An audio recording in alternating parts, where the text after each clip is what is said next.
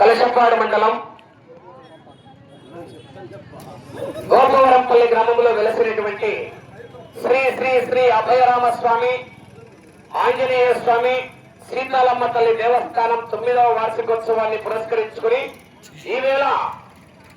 మరల రేపు అంకాలమ్మ తల్లి బోనాలను పురస్కరి సందర్భంగా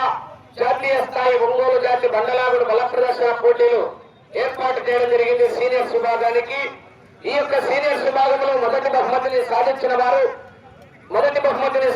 వారు శ్రీ లక్ష్మీ నరసింహ నంది బ్రీడింగ్ సెంటర్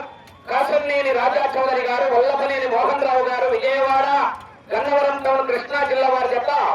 2046 అడుగుల 7 అంగుళాల దూరాన్ని లాగి మొదటి బహుమతిని సాధించారు. రెండో బహుమతిని సాధించిన వారు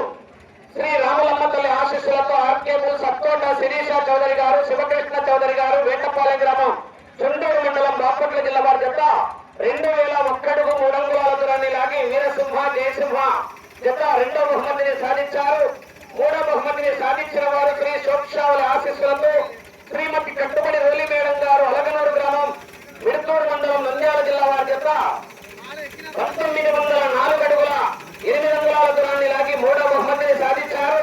నాలుగో బహుమతిని సాధించిన వారు లక్ష్మీ వెంకటేశ్వర స్వామి కాశీనాయన ఆశీస్సులతో ఎంవీఎస్ఆర్